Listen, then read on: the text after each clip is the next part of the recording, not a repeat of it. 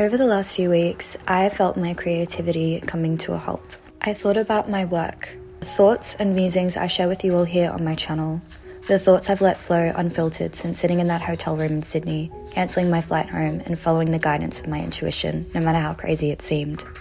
I've been unable to create a Dating Myself episode for a few weeks now. I've sat down multiple times to write the concept for the next episode, stringing together ideas with reality, figuring out the details, refining the purpose of each upcoming episode.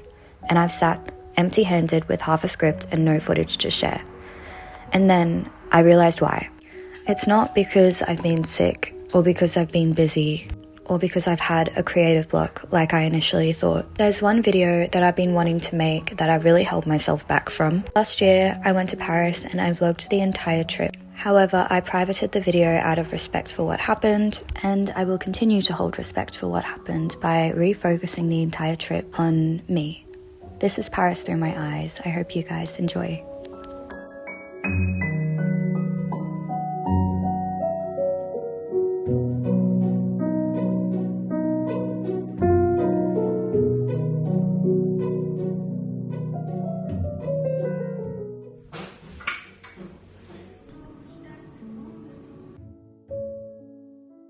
I just can't believe I'm here. I was just having breakfast in the courtyard and I literally started crying. It means so much to me to be here. Luckily, the way that my flights were, I actually am not jet lagged at all, and I slept through the entire night and woke up at like 6 o'clock in the morning ready to go. Oh, that could have been bad. I've pretty much planned out the week. I feel like while I'm here, I really want to kind of live like local. If you ever find yourself lucky enough to end up navigating the enchanted crossings of Paris, particularly in the summertime, I implore you to stop at each street corner. Breathe in the unmistakable air of possibility, romance, nature, and urban cityscapes combined in an ancient kaleidoscope of beautiful architecture, the smell of pastries, even the odd unpleasant scent, for it is all part of the experience.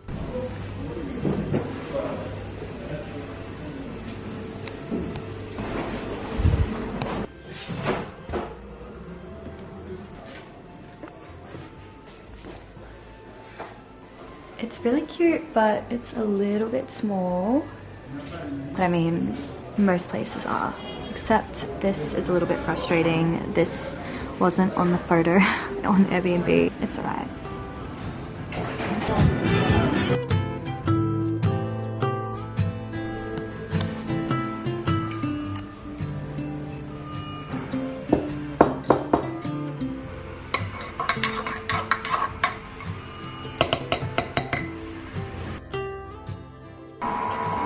Standing along the Seine, I got the distinct feeling that I've only ever had once before, and that is, how can something be even more beautiful than I've dreamed? As someone with such a powerful imagination, I could not believe that my mind had competed with reality. I'd only felt this once before when I was walking through the streets of Rome in 2022, and with that, Paris captured my heart, and she never let it go. Heading to Montmartre today. I'm so excited. Growing up, Moulin Rouge was my favourite movie, and so visiting Montmartre was somewhat of a high to me. Although gloomy and full of tourists, I enjoyed the soft background music of the accordions, the locals speaking to each other in their native tongue, and for a moment I felt like I belonged there. I pretended that I wasn't just a 25-year-old girl from Australia. For a moment, this was my home. And I was looking at the tourists as if they weren't exactly like me.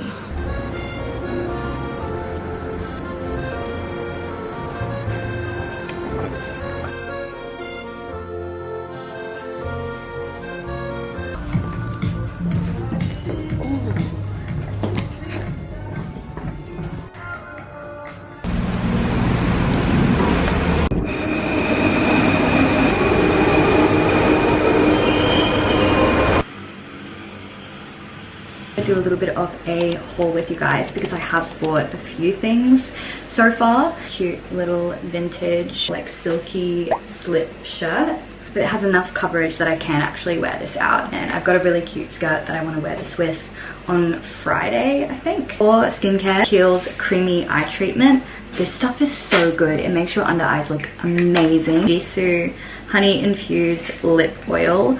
I am so obsessed with this. Going to sleep with this on, my lips feel so hydrated. I really needed a new concealer because the one that I have is just not even close to being the right color for me at the moment. So I ducked into Sephora. I've seen this a lot online, like on TikTok especially. I'm so glad I got this. The concealer is amazing. I use around 2 coats on my under eye, and I don't know if you can tell, but it's flawless. And I have creases and it's amazing. I absolutely love this. I have the shade 9N.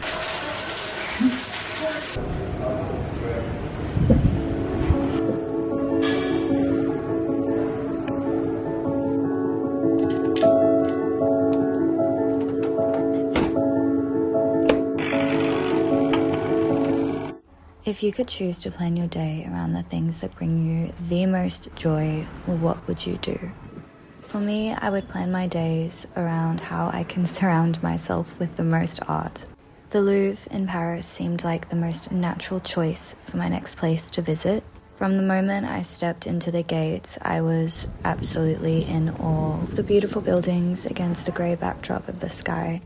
I felt tiny in such a vast world of history. I wasn't able to get into the Louvre that day, so instead I explored the surrounding suburbs and just enjoyed feeling like a local.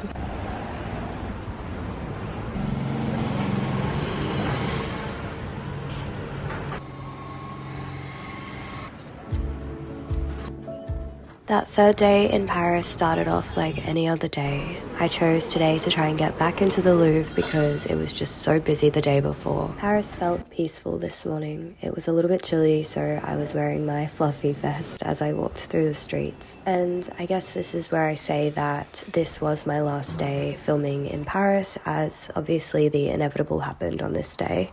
Looking back, I am just so grateful for the time I had in this beautiful city. I know that I'll be back there again and I'll be able to rewrite the story.